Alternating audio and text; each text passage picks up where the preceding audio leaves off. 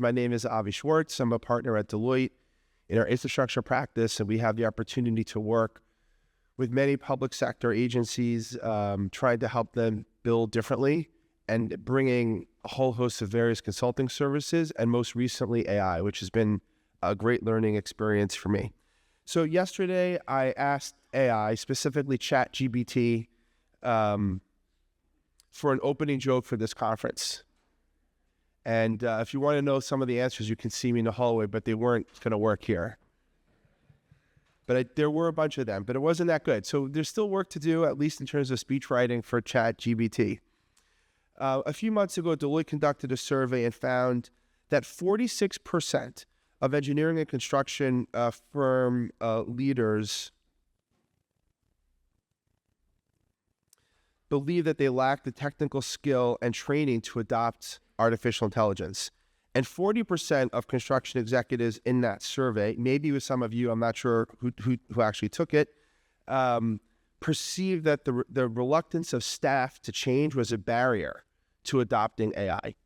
And yet at the same time, we know that it's coming. It's actually already here, right? AI is already built into so much of what we do every day. 83% of companies consider using AI as part of their corporate strategy a high priority. So everyone is talking about it. I know certainly at Deloitte every week, if you don't have at least 2 or 3 meetings about AI, you have to check in and see what's going on, because you should be. And the number of businesses that use AI grew by 300% over the past 5 years. And so it's very challenging, I think, especially in an industry like ours, where our number one concern is often safety. We need to be slow to change. How are we adopting AI? The panel today have leaders in their organizations and have been leading in adoption of AI. So we're going to hear, I think, some really good, some use cases, some stories about how AI is helping their organizations and how it's being adopted, and we'll go from there. I think in terms of we'll have a panel discussion. If there are questions, you'll be able to find the panelists floating around. So before we get started, we'll do a brief introduction. You want to start, Brad, with an introduction of yourself, your organization? Sure. Good morning, everyone. Brad Blevins. I'm the Executive Director for Strategy and Organization Resiliency for New York MTA Metro North Railroad. Under my purview, I have everything from the strategic planning of the railroad to benchmarking international research to AI governance to communications within the railroad, as well as a few other areas under my portfolio. One of the new areas is also standardization of work. It's a new endeavor sponsored by our chairman, Jana Lieber at MTA, one of the first agencies, Metro North Railroad, to start down that standardization path. And as we talk today on the panel, and maybe afterwards, AI is going to play a large role, hopefully, in making sure we're efficient in that standardization. If you have any questions on what Metro North or who Metro North is or what New York MTA is, if you don't know already, I'm happy to address that after the panel. Thank you. Farhad? Good morning, everyone. I'm Farhan Abdullah. I'm Director of Information Technology at New York City School Construction Authority. SCA is responsible for design, building, and renovation of New York City public schools across all 5 boroughs. And, we're making sure that the schools are safe, sustainable, and safe for the kids in New York City. Hi, my name is Khan Azbey, and I'm a little bit of a oddball here. I'm a professor and the director of the Transportation Center at NYU. It's called C2 Smart, and it's funded by U.S. Department of Transportation, and we work very closely with all the agencies dealing with transportation in the region, and also in our partner regions, which is Washington, Texas, and so on. So it's a national center. And our kind of claim to fame is to use big data, sensors, combined with predictive technologies and AI and machine learning. So we do training, education, research, development, and deployment. And in a minute, I can talk about some of the projects. But we're in Brooklyn, part of NYU's Attendance School of Engineering campus. And you want to visit, you're always welcome to come and see what we've been doing in terms of AI, machine learning, robotics, and so on as part of the transportation projects. I love that we have a mix of public sector, private sector, and research. I think that's a good combination for an AI conversation. Why don't we start with just some examples of use cases that your organizations have been using around AI? Sure, Avi. Thank you. So I'll break this down to kind of two phases or two sections. And excuse my voice. I think we're all going through that this time of year. So we've really broken this down into two components. The first is projects or AI use cases that are within the security, safety, and operational performance spectrum. And then the second phase, which is more long-term, would be things such as operations resiliency, efficiency, and optimization. So those are longer-term projects. And then from there, we move more into perhaps things that are more specific to the standardization work that I mentioned at the beginning. So let me talk to you about a couple of examples in each of those sections and phases. And in a moment, in one of your questions, I'll answer this. The reason those phases are so important, one of the things that Metro North is really trying to define as we move AI forward is what plays off of what Avi said about AI is in every conversation. AI is a lot of sexy projects, assets. You know, you hear, hey, let's throw this widget onto the side of our train. Let's throw this camera on the side of our right-of-way. Let's put cameras inside of our cars. Let's do X, Y, and Z. It all sounds really great, and it all sounds really fascinating. But if you don't have a phased and logical approach, a strategy to how you're going to roll out and learn from your rollouts, lessons learned, the good, the bad, the ugly, then you're setting yourself up for failure. I'll talk more about strategy and how you do that in a moment in one of the follow-on questions, but part of a strategy is a phased approach, and that's why we have these 2 or 3 phases we're going through. So what are the use cases under phase 1, which is really more about ensuring the safety, security, and operational performance of our railroad for our people, our employees, and for our customers. Last year alone, we had 60-some million passengers on Metro North Railroad, and we have 6,300 employees. Safety and security for those passengers and for those people are paramount to everything that we do first and foremost. So what are some of the things AI is doing that we put in place? These are pilots. We've just started. These are not all fully operational. Some are. Some are in the pilot stage. So the first one I'll mention is forward-facing trespassing detection. You know, we're using AI on trains to identify anomalies on tracks right away across our service operations. Rule 22 compliance, how we communicate across our sectors. We're using AI to successfully transcribe audio recordings into text and to ensure Rule 22 compliance and optimize language use by our conductors, by our engineers, and by our staff. Train door detection, safety. We have cameras on our platforms looking at when, and the AI algorithms are cueing us, are trains opening at the exact right point of stop and start, and or do we have doors opening a little offset that could perhaps cause a customer or an employee risk on station platforms.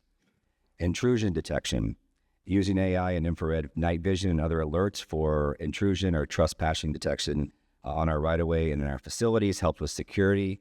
Our security teams are tight, so how are we able to really scan a vast and massive territory of Metro North with limited bodies? How can AI and help us with those security data points? Grade crossing violation detection analytics, automated passenger counting. We also have a laser train that uses LiDAR and is building a neural network to tell us when we are trying to clean fall foliage off of our tracks using a laser versus water, which is an environmental savings. How long should we have that laser on the track? The AI is helping us understand where are the points of most need on the track, where are those deviations, so we are optimizing how we're using that LiDAR in order to keep our tracks safe and clean, reduce slippage of our trains for operational performance. And then later on, I'll pause here. That's the first phase for security and safety. In a moment, I think in the next question, I'll move a little bit more into those longer term projects, which are really more about operational efficiency and resiliency. So I'll pause there. How about at SCA? So with AI, I think, was talking about strategy, and we took the people first approach. What I mean by that is we started off with a training and awareness program for the entire agency, and we tried to help our user understand, especially with generative AI that came out a couple of years back, is what are the capabilities, what are the limitations. So this kind of like paid off in two ways for us. One, the business started to identify practical use cases of AI from their daily works. And the second thing is, when we did deploy some of those AI projects, it wasn't a surprise to them. They knew the potential and they knew the limitation of those AI of this technology. We have several AI products in production, and one of the most impactful one that we delivered is for our building code compliance division. So they maintain a custom deficiency list, which is essentially a building inspection checklist that reference specific sections in New York City building codes. And as you know, these building codes often get updated. So what that means is our team needs to update those codes as well in our deficiency database.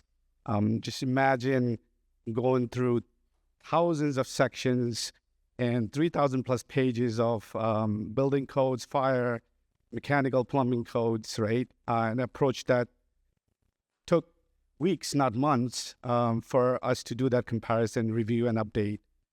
So we delivered a very powerful comparison engine, which basically extracts the deficiency list from our database, compares them with the sections across different code books, identifies those changes, highlight those changes, and provide a visual indicator for our users to review. I even seen the tool do flag even missing hyphens. Yes, we can update our deficiency database in hours as opposed to months now. But more importantly is we want to make sure that we are keeping up with those critical updates that are coming up for the New York City code, and that can directly impact our safety for the schools. Another use case worth highlighting is we delivered for our accessibility team. So basically, the tool can read very dense architectural drawings in PDF to identify the accessible elements like toilets, the ramps, the shape of the ramps, is it straight or the L shape or U shape, and water fountains and so on. So it's making it easier for them to quickly identify those elements and then use for reporting and downstream processes. And we're actually in the process of expanding the capability of the tool to whether do dimensional analysis, whether the side grab bar or the back grab bars of toilet or the toilet seat height from the floor actually comply or meet the specifications set by the American Disability Act, ADA. So there are some other exciting things we're working on. Some of this, we're in the scoping phase of reviewing very complex data set. We call it building condition assessment. So basically a survey, inspectors go out to all our facilities, school facilities, and they take photographs, data, the comments from custodians, comments from principals, and that assessment is used to prioritize our capital improvement program. So we're looking into how we can look at the data set to make sure our schools are always in the state of good repair, as well as we're also looking at our closeout documents. So we produce thousands of documents, whether it's PDF, whether it's walkthrough videos and so on. One of the challenges we have is generating insights from those documents once we deliver the school to DOE is we need to change the roof now, or we need to change the boiler. What is the warranty information? Who's the manufacturer, right? Or if we need some sort of operating guidelines, which may be buried in a walkthrough video. So we're trying to figure out how we can generate those insights and provide those insights to our users. So there's some exciting things we're working at SDA. Okay, so I'll talk a couple of projects, but first, just going back to what we heard this morning, AI, unlike any other technology, is moving forward so fast that we don't have a good understanding, especially with our world, Department of Transportations, how it's being adopted or how it can be adopted. So national academies a couple of years ago asked us to do a nationwide study to see like how DOTs are using AI and how they're adopting it. As part of that, we just finished the project a couple of months ago. We talked to different DOTs and asked about their projects, and the difference is amazing. Some DOTs are really ahead and trying to do things, some are not. But there's a common theme that, again, what we heard this morning, there's not enough people who know what AI is and feel comfortable about what it can do. And the report is out there. I can send it to you. So it was a kind of a roadmap what DOTs can do, but we also found out very interesting things about not only DOTs, but also their consultants and the lack of understanding of AI. So just very quickly, one of the largest DOTs in the nation, they were using computer vision to identify road litter. And then they had like a few hours of labeled data. They trained an algorithm to just do the litter detection. And the algorithm was working correctly 90% of the time. And they closed the project. They said, this is not good enough. We want 100%. Of course, what they didn't understand, this was only a few hours of training data. And this could work 24/7, 365 days, and eventually it would get almost perfect. But they didn't want to do that. And actually, they missed probably an opportunity. It will come back, but again, that shows that there's a need for understanding the technology and how it's evolving. On our side, we are doing several interesting projects, one with New York State City DOT on the BQE cantilever section. Probably all heard about that. So when we were involved in that project as C2 Smart at NYU, we suggested to the DOT that you could really extend the lifetime of that structure if you reduce the truckloads, especially there were a lot of overweight trucks. So we installed what's called weight motion sensors. And then we came up with the idea of using computer vision and automatic ticketing, first time in the nation, for ticketing overweight trucks so that they don't use that part of the roadway and that lower loads will extend the lifetime of the facility. It will give enough time to DOT to do repairs until there's a plan for replacement.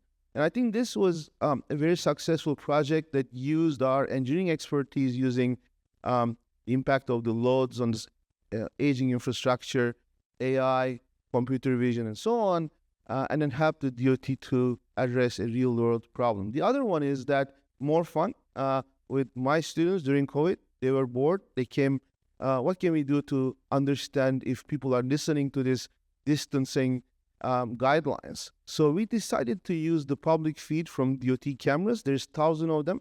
They're publicly available, and we use computer vision to, without calibrating, without going out, to have an estimate of the density of the people around intersections. And then we kind of perfected that technology. Now we are working with DOT, with Port Authority, with a couple of other agencies to use existing cameras. So this is like a repurposing of the existing infrastructure without using new cameras, new investment, but using the existing infrastructure, repurposing it to detect accidents, to detect conflicts, to detect traffic, and wherever it's possible to detect work zones, for example. In New York, I mean, it's a long story. I don't want to tell you about that, but there's no way really knowing exact time of the work zones. It's like a period of time they can do the work zones. But from these cameras, we can identify work zones and many other things. So this is really an important thing because the technology is really cheap. I mean, you're using algorithms that we calibrated, and then you're using the existing cameras without investing new dollars. And I think this kind of repurposing, reusing existing investment with the use of AI for things that we cannot imagine right now is going to be the next big thing, so that this will save public dollars and also will be very exciting for researchers like us to see like what are the opportunities. I recently got a ticket at one of those cameras. That wasn't you though, right? Actually, it was I got one too. I actually didn't stop long enough. It was a stop sign, and I guess I'm publicly admitting I did it. I was rolling through and I disputed it, and they showed me, because I had red lights, you could see the red light in the ticket, but they had AI on the camera, and it showed that I was going too fast. Like I didn't come to a complete stop. I rolled through, so I got a ticket, and it wasn't just the camera, it was the computer vision that put all that together. So it really is a huge improvement for safety and a little bit of a revenue generator for our public sector agencies. So it's really hard. Those use cases you talked about are really interesting. How did you get to them? Like, what are sort of the strategies you're using to roll out AI? It can be a little bit scary. You're all focused in one way or another, interestingly, at safety initially, which is always an important aspect of what we're doing around infrastructure. But tell us a little bit how, through your agency, what you're doing to get AI adopted. Yeah, sure. I'll play off the safety security, and since we're making jokes about cameras, it's a very serious matter. Setting governance as part of your strategy is something that we are definitely leaning into. I know the gentleman from New York, New Jersey Port Authority mentioned death by process. So we need to do that smartly, but we do need to have process and governance as it's concerned around AI. Camera use, for instance, we have to be very careful with the labor agreements with unions, correct? That we're not using cameras for punitive action in a way that's going to contradict the agreements and the labor agreements that are in place. However, we do want to use the cameras and the algorithms to spot and identify conflict, security risk, safety risk, et cetera, throughout the train internally and on the right-of-way externally. So that's a piece of the governance. But what are some of the other things that we step back to? How do we get this started, which I think is your question, and what do we go through? So the first thing I mentioned in the first question was we paused and said, hey, we like all of these really amazing ideas and assets and technologies, but what is the rollout strategy? So strategy is number one, a phased approach. What can you do simple? Safety, security, operational performance. And what is going to be more complex in the later phases? That's the operational efficiencies, such as predictive maintenance, track scheduling optimization, those type of things. The next piece was part of the governance is risk management. So we are following the New York State and the MTA policy on IT and AI risk management application. It follows a lot with the National Institute of Science and Technology, the NIST risk management framework. New York State uses that. All government agencies should be using, and MTA is a New York State government agency. All government agencies in New York should be using the NIST policy, which aligns with the New York State policy. Risk management allows us to ensure that, I'm making jokes here again, but we're not slapping a bunch of technology on the side of our assets in our cars because it sounds, or it is operationally, relevant. But have we spoke with our chiefs of security, our chiefs of safety, our chiefs of personnel? Have we looked at data privacy, data verification and validation? Have we looked at the reputation of the railroad, the customer impact, the employee impact? Are we using data, sharing data, analyzing data, reporting on data that could have an adverse effect on the reputation of a state government, local agency? That all is very important that you go through, especially in the government realm, to ensure that you're not doing something that seems great that's going to come back to haunt you in the long term. So strategy, risk management, data validation and verification. And then I think we've hit on this a little bit, gentlemen, you did for sure in the first round of questions on communications and training. And we're not there yet because we're new. So we can put all these governance, process, phased approaches of strategy in place, but we are struggling with, and we all should, we know we're in the right spot with common sense, consistent language around what is AI, where are we in the AI adoption lifecycle, and where are we headed?